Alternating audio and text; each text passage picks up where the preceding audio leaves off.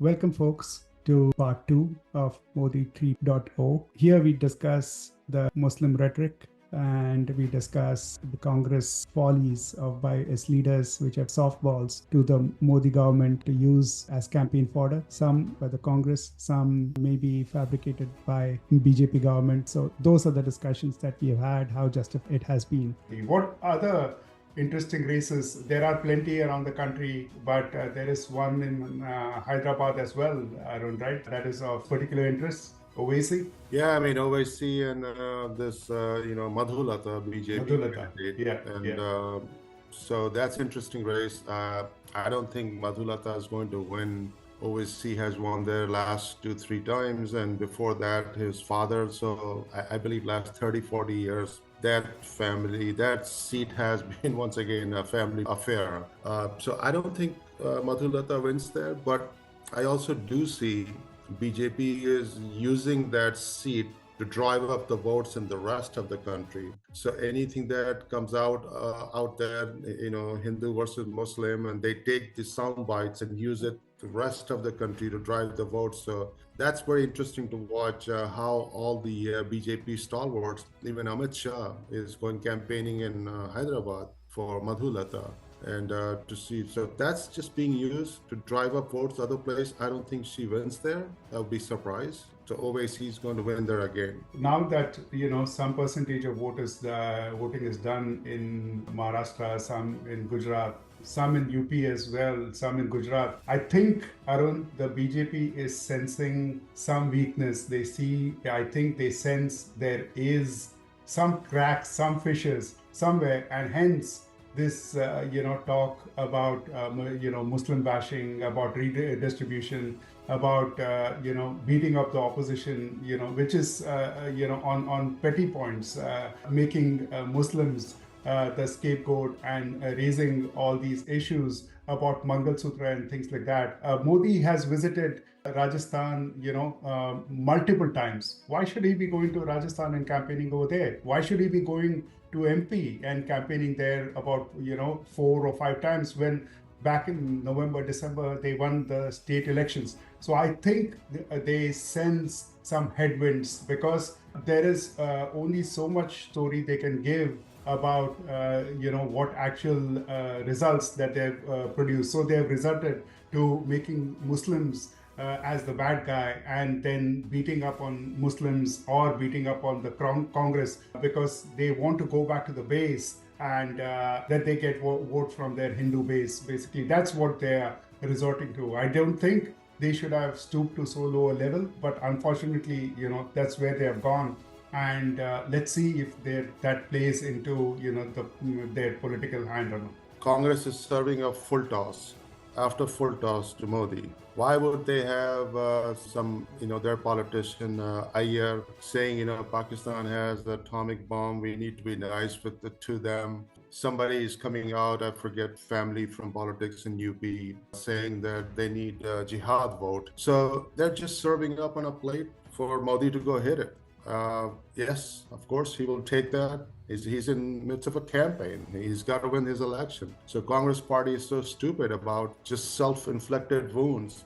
He's going to cash on that. He's going to say that. And then he wraps in, if you think about the whole comment about the Mangal Sutra. So he wrapped in anti-Muslim sentiments, fired up his base, and then he also talked about this manifest that came out, they will redistribute the wealth. I mean, any country cannot, add wealth to country by dividing it. So he wrapped in all that in one place. And this is because, once again, I think Congress just gives him the option to go drive that wedge. Yes, I agree with you in the sense that he may have sensed after 2-3 rounds of elections that voting was not as strong, that he was not in the driver's seat. So, he fired up his base just to remind them, hey, don't forget, I was the reason we got this temple, going here. So he's got to bring that forward. That's why he's visiting all these Hindi belts, because as you know, we can go to the south and some of the eastern states,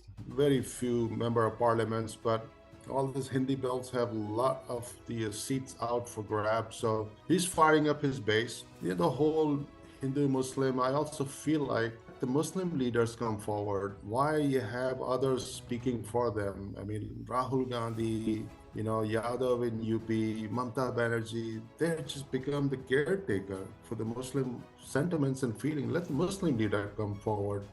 As much as I don't, agree with OAC in South, at least he's representing that community. This sentiment is going to be cashed during this election, there is no doubt. And Modi is going to use that to his advantage only because Congress just keeps helping him out with this. Most of it, yes, there have been congressmen like Sam Petroda and Mani Shankar Iyer who put their foot in their mouth. Again, there have been blatant lies as well, right? And making Muslims as demonic, the bogeyman, the bad guys, right? That has been his play. Every politician needs some, bad person. Basically, that has been time from all politicians all over the world, right? Like Trump uses the immigrants over here, Nazi, Hitler used the Jews. So you need some bad image of somebody. If Modi and BJP was so, in favor of making reforms for the Muslims, then why don't they propagate? Why don't they ask for the uniform civil code, right, amongst all religions, not just Muslims, against all? Why don't they make that as a platform and basically, go after that? So they are playing the appeasement game as well. If they are so keen on going on an equal footing, then go for the UCC, right? And for years, I've not heard this coming from them. And now he's going around saying in the Congress manifesto, they have given that they will, the first priority of all the wealth, of all the benefits is towards the Muslim, which is a blatant lie, right? So why? I thought he was, in politics, nobody is above board, but at least, keep it clean. Don't resort to caste baiting or religion baiting, and stay away from casteist politics, because that is a slippery slope that going towards. Forget Congress. Congress is decimated, right? So it's like India playing one day against Kenya or somebody, right? Just play to your strengths, right? Not to sledging and bashing Kenya while you're doing that will seem like in poor taste. Again, the single thing that BJP is now fighting on, basically the Modi charm, right? That's what they have. They have been their own base of Kshatriyas and Rajputs are not happy with them. And basically in Gujarat, they had to plead to the Kshatriya vote to come out and vote in favor of BJP. I think the same happened in Rajasthan as well. That's why they were a little nervous about the Rajput and the Rajasthan vote, coming in. Definitely, he lost. BJP had some issues to deal with the Rajput votes, and because of one of the leaders, BJP made out some comments that were just rubbish. So yes, there's some there damage repair going on. I mean, I should say repairing the damage caused by this politician. So yeah, there's some of that. They've lost some, but I don't think it's going to have a substantial impact. But those comments by this politician, BJP, did not help the matters. So moving on from this topic, at least I will be willing to contend that because of lack of options, it is going to be Modi this time around. What is the next 5 years? What is it going to look like? Arun, would you care to take any, look into the crystal ball and doing some forecasting? Yeah, I mean, next 5 years, if you look at at a very high level,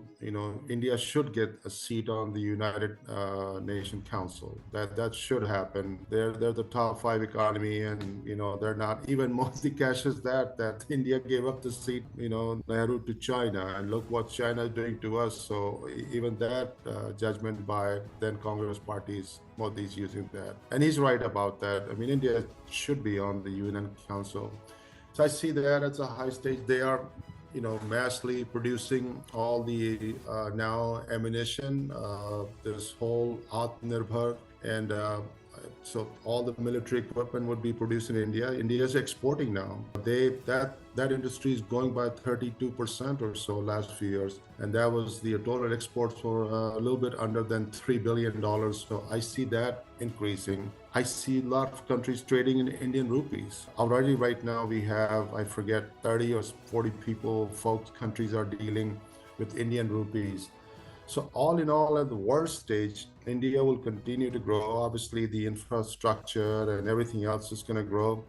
The challenge always going to be how they can address the unemployment of the youth that's coming up. That is a big need, as much as we can tout government, and they are doing as much as they can, but that's always going to be the challenge, and fight off the inflation and unemployment, and how they can do that. I like the fact that you'll call me Modi Bhakt on this, but I'd rather have him in the office fixing all these things versus Rahul Gandhi. As simple as that for me. That's a good overview for the next 5 years. Thanks for listening to part 2 of the podcast. Hope you like this discussion. Join us for part 3, where we will look into the next 5 years of the administration and how we think it's going to shape out to be.